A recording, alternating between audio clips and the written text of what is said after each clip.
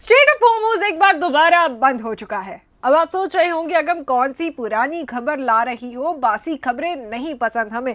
देखिए, बासी खबरें मुझे भी नहीं पसंद।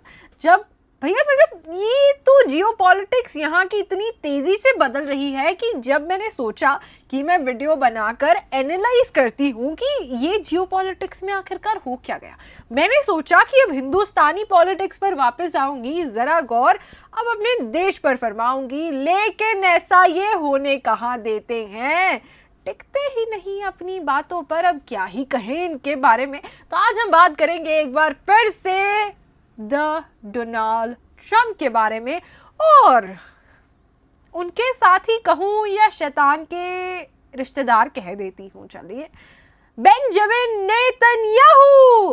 अरे वही जिनके पास जाकर हमारे 56 इंच मेडल पहनकर आए थे। कैसे भूल जाते हो, कैसे लोग हो भैया तुम। देखिए, आज डिटेल में बात होगी क्योंकि सीज फायर वायोलेट हो गई है। स्टेट ऑफ हॉर्मुज़ ईरान की तरफ से एक बार दोबारा बंद कर दिया गया है, लेकिन बिल्कुल पाकिस्तान मीडिएटर बन गया। बहुत बहुत बधाई हो आप सबको एक बार फिर से। बिल्कुल सही सुना आपने, पाकिस्तान मीडिएटर बन गया है। और पाकिस्तान ही वो देश है जिसने सुलह सफाई कराई है, किसकी? ईरान और अमेरिका की। लेकिन वो अलग बात है कि ज्यादा देर तक चलती है नहीं चलती, दुनिया में पीस आती है नहीं आती। लेकिन सुनहरी अक्षरों में, हिस्ट्री की किताबों में पाकिस्तान का नाम जरूर लिखा जाएगा और पाकिस्तान को हमेशा जरूर याद किया जाएगा। किस बात पर? इस बात पर कि पाकिस्तान वर्ल्ड में पीस चाहता है और पूरी कोशिश भी करता है कि दुनिया में पीस बनी रहे। पाकिस्तान एक बहुत ही अच्छा डिप्लोमेटिक देश है, इस बात से हमेशा दुनिया याद रखेगी पाकिस्तान पर। और इसका सबसे बड़ा नुकसान किसे होगा? हमें। हम वही भारत देश हैं जिनके नागरिकों के टैक्स के पैसे से आफ्टर ऑपरेशन सिंदूर हमारे नेताओं को बाहर भेजा गया था, दुनिया में ये समझाने के लिए। उनका रहन सहन खर्चा, आलीशान होटलों का पैसा हमारी जेब से दिया गया था। किस लिए? कि ऑपरेशन सिंदूर के बाद हम दुनिया को ये बता सके, वहां जा जाकर ये समझा सके कि हिंदुस्तान गलत नहीं था, हमारे मंसूबे कभी गलत नहीं थे, और हम पाकिस्तान की उन टेररिज्म फंडिंग्स को दुनिया के सामने एक्सपोज कर सके। क्या हम वो कर पाए? I don't know. लेकिन क्या नेताओं ने देश दुनिया घूम लिए? अरे क्या सवाल पूछ लिया भैया, बिल्कुल। और अब वो सब करने के बाद हमारा मंसूबा पूरा हुआ नहीं हुआ, लेकिन दुनिया के लिए पाकिस्तान एक अच्छा और पीस चाहने वाला देश बन गया। तो अब हम इस इमेज की काया पलट कैसे करेंगे, मेरी समझ से बाहर है। क्योंकि जहां तक हम जानते हैं, बहुत बार नुकसान हमें उठाना पड़ा है। अब आते हैं एक नए पॉइंट पर, एक नए अध्याय पर। मैंने पिछले 40 दिनों में, जब से ये वॉर स्टार्ट हुई है, मैंने एक बात का जिक्र हर वीडियो में बहुत बार करा कि अब हमें जियोपॉलिटिक्स में एक शिफ्ट देखने को मिलेगा। अब देखिए, डंका तो हमारे 56 इंच का बजा नहीं, लेकिन किसी का बजा है, और वो है शहबाज शरीफ। वैसे खास कोई रेलेवेंस है नहीं, लेकिन अब जिक्र करना मजबूरी बन गया है, इसीलिए कर देते हैं। अब जब मैं शहबाज शरीफ की बात करती हूं तो ये वही आदमी है जिसका डंका इस दुनिया में बज रहा है, लेकिन ये ट्वीट भी इसके अमेरिका से लिखकर आ रहे हैं और उन्हें कॉपी पेस्ट मार दे रहा है। मतलब एक ट्वीट करना था, उसमें भी ये आदमी गड़बड़ कर देता है। और क्या आपको लगता है कि इसने डिप्लोमेसी खुद की होगी? नहीं नहीं, ईरान से जो बातचीत कर रहा था ना, वो ट्रंप भेज रहा था इसे लिख के, बिल्कुल। और जो मैंने कहा कि स्टेट ऑफ हॉर्मुज़ एक बार दोबारा बंद कर गया है, तो उसे सुन लीजिए क्यों हुआ है। क्योंकि इजराइल नेतन्याहू अटैक कर देते हैं लेबनान पर, और फिर ट्रंप ऐसी पलटी मारता है कि दुनिया भी सोचती है भैया क्या आदमी है ये। मतलब कि शब्द खत्म है आज मेरे पास। क्यों शब्द खत्म है मेरे पास, इसको भी समझिए। बहुत जरूरी है आपका ये समझना कि आखिरकार काया पलट कैसे हो गई, ट्रंप ने क्या कर दिया। अब वैसे थोड़ा सटका हुआ है, इसलिए समझ लीजिए कुछ भी कर सकता है। अब ट्रंप भैया क्या करते हैं, ये कहते हैं कि लेबनान तो पार्ट ही नहीं था हमारी किसका, डील का, हमारी नेगोशिएशंस का। अब मैंने शहबाज शरीफ का जिक्र किया था ना, यहां ये पढ़ो आप, इसमें साफ लिखा है, ये वही है जो इन्होंने कॉपी पेस्ट मारा है पीछे अमेरिका, अरे ये वही वाला है जो इन्होंने अमेरिका से पीछे लिखा हुआ आया था, कॉपी पेस्ट मारा है, ऊपर पढ़ो तो सही, ड्राफ्ट लिखा हुआ है, पोस्टिंग बाय पाकिस्तान। छोड़िए क्या ही इनकी बात करें, अपनी बात पर वापस आते हैं। इसमें लिखा है Iran with all its allies and Lebanon का साफ साफ जिक्र है, ईरान के अलाइज का जिक्र है कि सबके साथ शांति बनाए रखेंगे, सीज फायर ऐलान दिया जाए। क्या हो रहा है यहां, ऐसी पलटी कौन मारता है?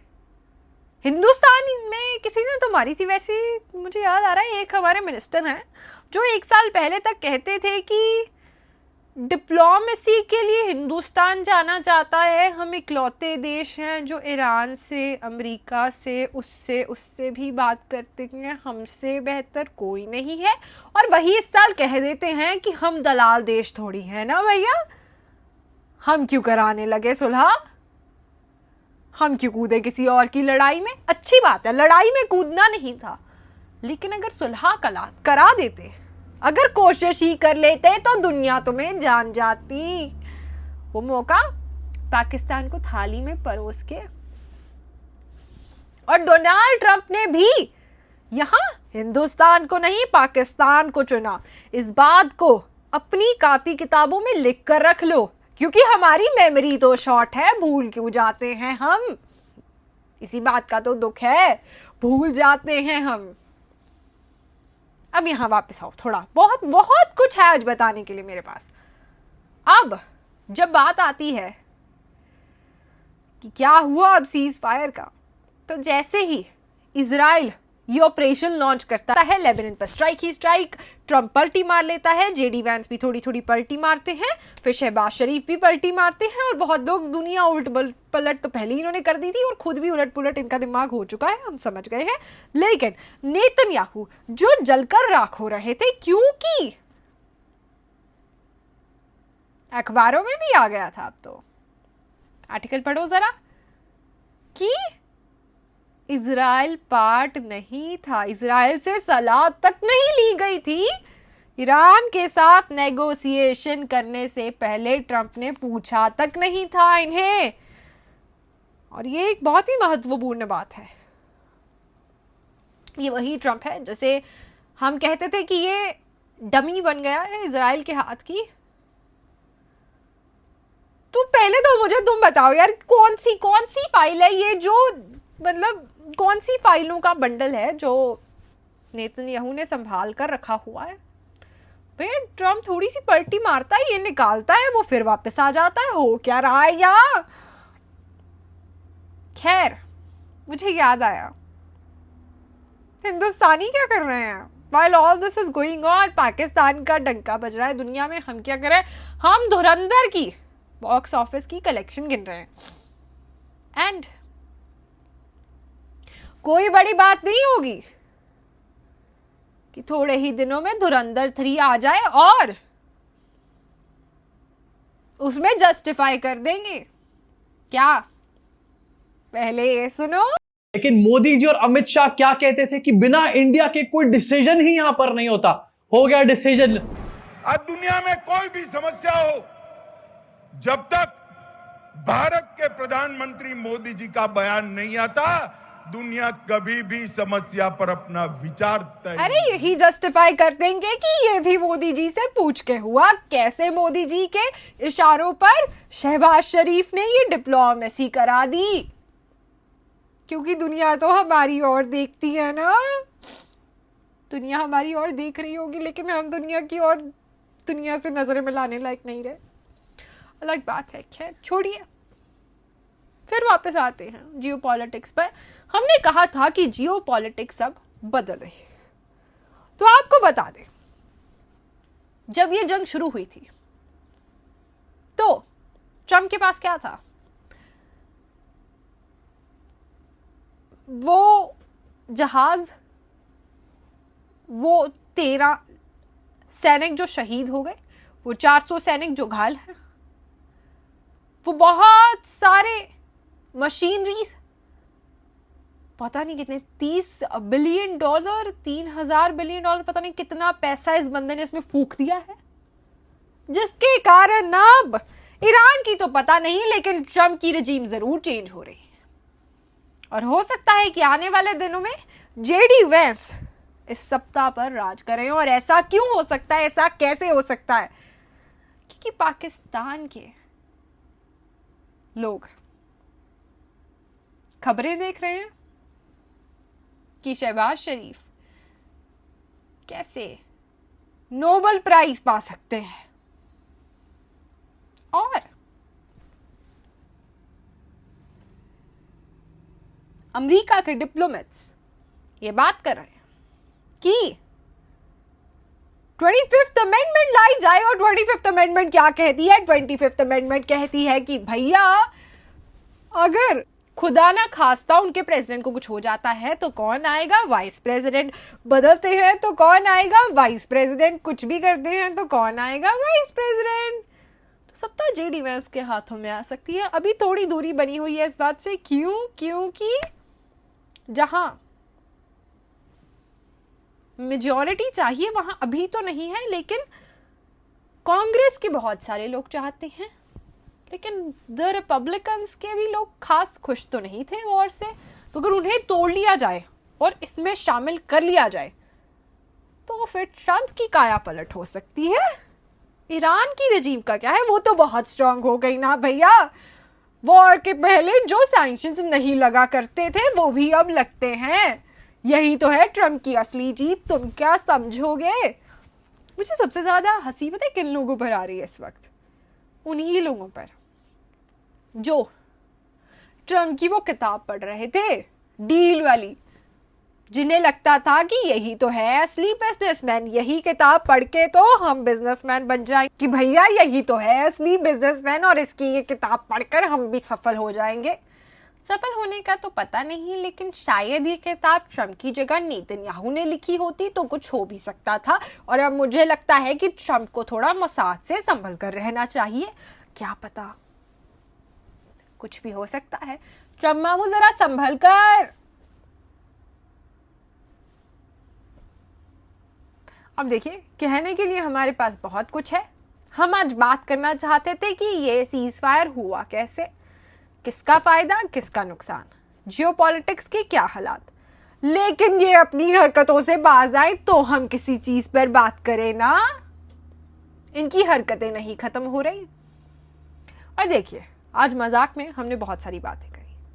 हमने हिंदुस्तान की उस खामी की आज बात करी है जो आने वाले दिनों में हमें बहुत भारी पड़ सकती है। क्योंकि जब हम बात करते हैं कि आखिर इसमें फायदा किसका, जियोपॉलिटिक्स शिफ्ट की मैंने जिक्र करा, इसमें फायदा किसका है आखिरकार? इसमें फायदा सरासर चाइना का है। चाइना इसमें बहुत बड़ा भागीदार है।